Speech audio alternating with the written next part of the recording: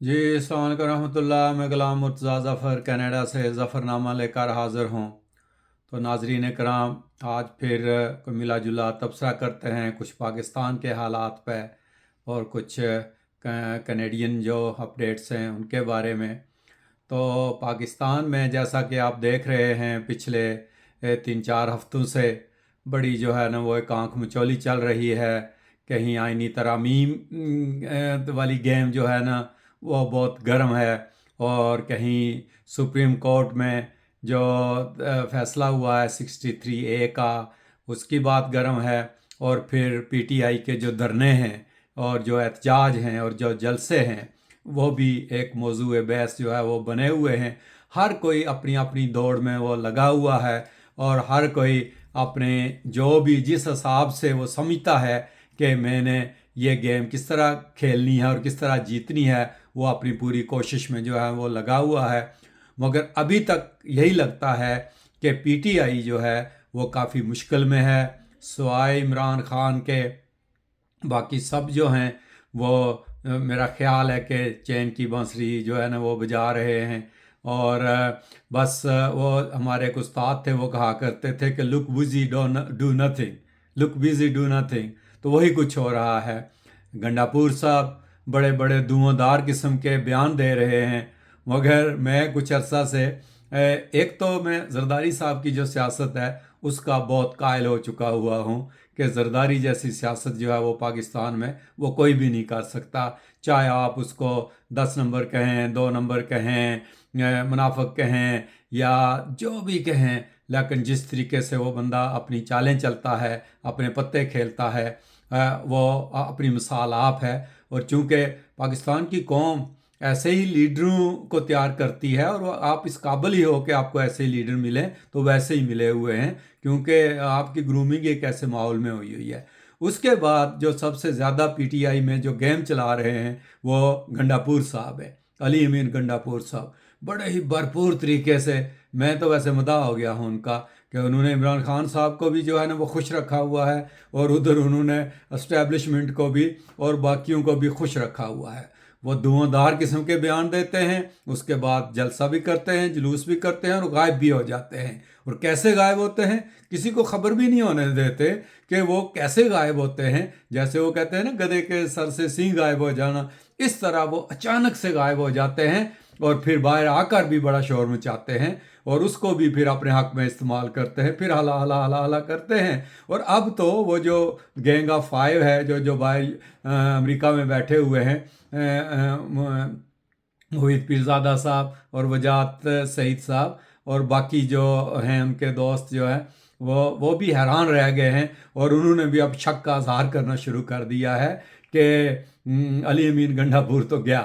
کہ یہ اب کیا ہو رہا ہے۔ آج میں سن رہا تھا ولاگ جو ہے وجاہت سعید کا، تو وہ بھی یہی کہہ رہے تھے کہ کچھ دال میں کالا ہے، کہ یہ چکر کیا ہے کہ آخر اچانک سے اتنے بھرپور جو ٹیمپو بنا ہوا ہوتا ہے اور علی امین گنڈاپور صاحب وہاں سے غائب ہو جاتے ہیں اچانک۔ ان کو کیا ضرورت تھی کے پی ہاؤس میں جانے کی، ان کو کیا ضرورت تھی اپنے گروپ کو چھوڑنے کی، اپنا وہ جتھا لے کر آ رہے تھے اس سے الگ ہونے کی، اور پھر وہ اچانک سے غائب ہو جاتے ہیں، فون بھی بند، ہر چیز بند۔ ادھر ان کی پارٹی والے بھی کہتے ہیں جی رابطہ نہیں ہوتا، اور پھر اچانک سے وہ ظاہر بھی ہو جاتے ہیں، اور پھر وہ کہتے ہیں جی میں کسی میٹنگ میں تھا، اور یہ بھی نہیں کہتے کہ مجھے اغوا کیا گیا تھا یا مجھے حراست میں لیا گیا تھا۔ ادھر اغوا کرنے والے یا حراست میں لینے والے بھی یہی کہہ رہے ہیں کہ ہم نے انہیں حراست میں نہیں لیا، مگر کچھ نہ کچھ تو ہے، یا ملی بھگت ہے یا جو بھی ہے۔ مگر علی امین صاحب وکٹ کے دونوں طرف بڑی خوش اسلوبی سے کھیل رہے ہیں، مگر لگتا ہی ایسے ہی ہے کہ پی ٹی آئی کو یہ جو دھرنوں کی اور یہ جلسے جلوسوں کی یہ جو سیاست ہے اس میں ناکامی ہوگی، اس میں ان کو کامیابی ہوتی نظر نہیں آ رہی ہے۔ پریشر وہ اپنا ضرور بنا رہے ہیں، مگر بنے گا نہیں۔ لاہور میں تو عوام نکلے نہیں ہیں، اور خیبر پختونخوا سے ہی لوگ آتے ہیں، مگر وہ بھی وہاں پہنچ نہیں سکتے، علی امین صاحب بیچ میں سے وہ ڈنڈی مار جاتے ہیں۔ تو دیکھتے ہیں، کیونکہ پچھلی دفعہ جب پی ٹی آئی نے PD M1 کے دور میں جب ہونی تھی آرمی چیف کی اپوائنٹمنٹ، تو اسی طرح دھرنے شروع کیے تھے۔ اب جو ہے چیف جسٹس کی جو اپوائنٹمنٹ یا ان کی ریٹائرمنٹ ہے وہ اس کا وقت قریب آ رہا ہے، تو انہوں نے یہ دھرنے شروع کر دیے ہیں۔ पहले भी इन पर बहुत तनकीद हुई कि चीनी सदर का दौरा मुलतवी कराया था, अब भी जो शंघाई कॉन्फ्रेंस हो रही है उस पर भी इनकी बहुत ही तनकीद हो रही है। और वो जो लोग जो बहुत हमायती थे पीटीआई के, वो भी ये कह रहे हैं कि इन्होंने गलत टाइमिंग जो है ना वो चूज़ की है और ये बैक बाइट करेगी इनको। लेकिन देखते हैं कि क्या होता है। मेरा ख्याल है धरना वरना तो ये नहीं दे सकेंगे, मगर वही है कि रोला गोला इन्होंने डाला हुआ है। और इस्लामाबाद को वैसे भी इन्होंने शंघाई कॉन्फ्रेंस के लिए सील करना था, तो वो तो सील ही रहेगा। अब देखते ये हैं कि वो जो आईनी तरमीम वाला मामला है 63A का जो बहाल होना है, उसके बाद क्या जो है ना वो गुल खिलता है। पास तो ये करवा लेंगे, आईनी अदालत वाला काम तो इन्होंने करवा लेना है, बाकी कुछ हो या ना हो। चाहे जस्टिस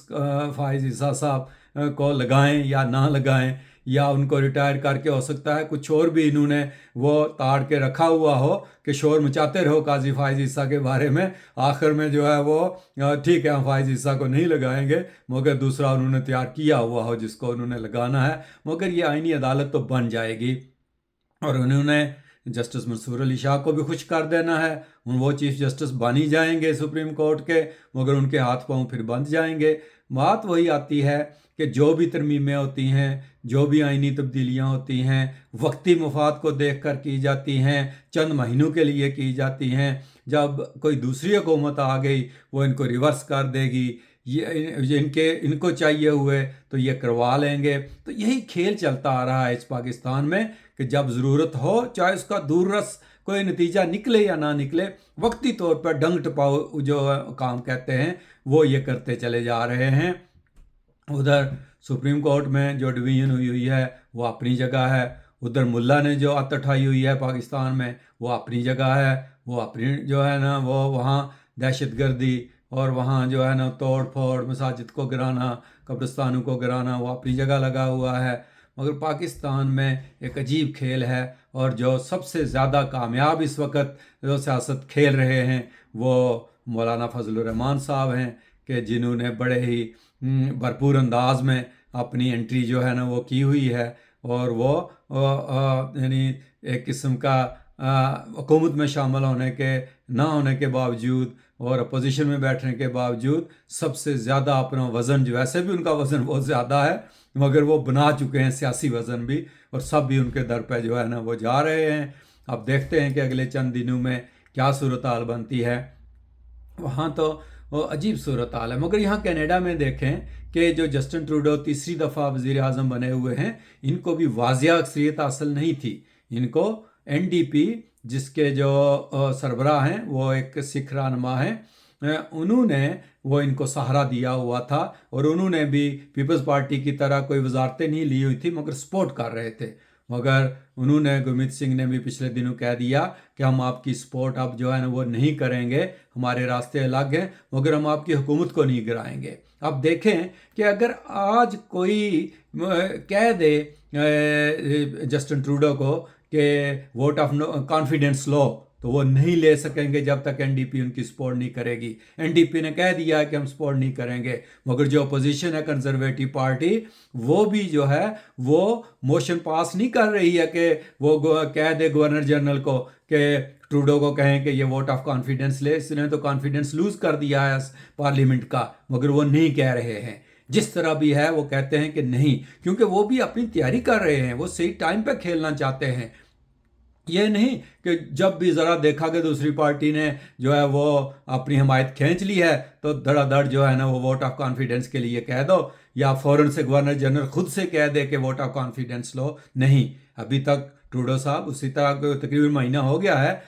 गुरमीत सिंह ने जो है NDP ने अपनी हमायत वापस ली हुई है ट्रूडो से, मगर उनकी हुकूमत नहीं गिर रही है। अगर गिराना चाहे अपोजिशन तो गिरा सकते हैं, मगर वो नहीं गिरा रहे हैं। ये होती है सियासत, ये होती है अक्लमंदी। मगर पाकिस्तान में तो बस एक एक वोट और एक एक जो है ना वो सियासतदान, या वो उधर दूसरी तरफ वोट दे तो सब कुछ उलट पुलट हो जाता है और फिर उनकी बोलियां लगती हैं और सारा कुछ होता है। मगर ये सब अपने रास्ते खोल लेते हैं। कभी ये हॉर्स ट्रेडिंग जब जोरों पर हो तो उसको बंद करने के लिए कानून बनाते हैं, जब उससे काम ना चले तो उसको खोलने के लिए कानून बनाते हैं, जब वो काम हो गया तो फिर इसको बंद कर देंगे। ये इस तरह के आंख मिचौली वाले कानून पाकिस्तान में बन रहे हैं کیونکہ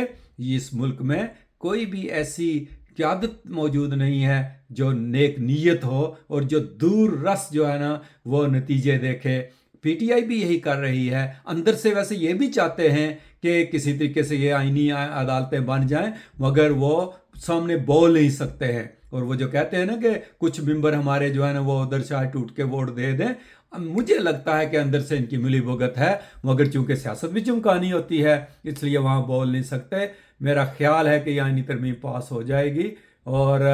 یہاں جو ہے وہ یہ جو آئینی عدالت کا والا معاملہ ہے یہ حل ہو جائے گا۔ ویسے ایک لحاظ سے یہ ٹھیک بھی ہے کہ سپریم کورٹ، ہائی کورٹ سب سیاستدانوں کے کیس سن رہے ہیں اور عام عوام پس رہی ہے، مگر اگر نیک نیتی سے یہ آئینی عدالت بنائیں تو فائدہ بہت ہے، مگر بات یہ ہے کہ بنا اس لیے رہے ہیں کہ ایک کے ہاتھ باندھو اور دوسرے کو اپنے حق میں استعمال کرو، جو کہ بیک بائٹ کر سکتا ہے اور بیک فائر کر سکتا ہے۔ اب دیکھتے ہیں کہ کیا ہوتا ہے، اللہ کرے کہ جو کچھ بھی ہو پاکستان کے بہترین مفاد میں ہو۔